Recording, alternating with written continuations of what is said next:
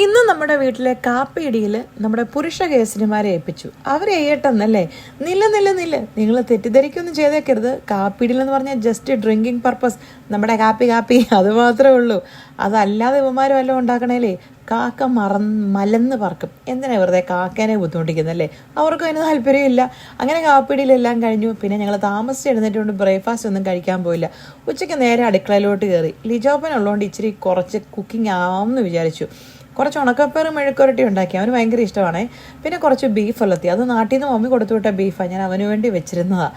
പിന്നെ നമ്മുടെ ഓണത്തിൻ്റെ സാമ്പാർ അവിയലൊക്കെ ഇരിപ്പുണ്ടെന്നേ, അതെല്ലാം കൂടെ വെച്ച് അങ്ങ് അഡ്ജസ്റ്റ്. ബീഫ് കണ്ടത് ഒരാൾ ചോദിച്ചു, ഈ ബീഫ് തീർന്നില്ലേ, ഇപ്പോഴും ഇരിപ്പുണ്ടോ? ഞാൻ പറഞ്ഞു, ഞാൻ പാത്ത് വെച്ചതാ ലിജോയ്ക്ക് വേണ്ടിയിട്ടെന്ന്. അപ്പോൾ ജസ്റ്റ് മനസ്സിൽ പറഞ്ഞാണ്. ആങ്ങളോട് അല്ലേലും ഇച്ചിരി സ്നേഹം കൂടുതലാണ്. പണ്ട് പറയുന്നതായിരുന്നു നേരിട്ട് കേട്ടോ. ഇപ്പം പിന്നെ ആ ഡയലോഗ് അധികം പറയാറില്ല, പറഞ്ഞിട്ട് കാര്യമില്ലെന്ന്. പക്ഷെ വേദനയോടെ അന്ന് ഞാൻ അന്ന് സത്യം മനസ്സിലാക്കി, ഞങ്ങൾ പെണ്ണുങ്ങൾക്ക് മാത്രമല്ലെന്ന് ഈ കുശുമ്പും കുന്നായ്മയൊക്കെ ആണുങ്ങൾക്ക് ഉണ്ട് കേട്ടോ. പിന്നെ ഞാൻ കുറച്ച് ചോറെടുത്ത് അവന് പൊതി കെട്ടി. അവന് ശരിക്കും പറഞ്ഞ അവിടെ വെപ്പും കൂടിയൊക്കെ ഉണ്ട്, പുറത്തുനിന്ന് കഴിക്കാമെന്നൊക്കെ പറഞ്ഞാൽ എന്നാലും അല്ലേ ചെന്നിട്ട് ഇനി ഉണ്ടാക്കണ്ടേ. അപ്പോൾ ശരി, എന്നാൽ പോയിട്ട് വരാം.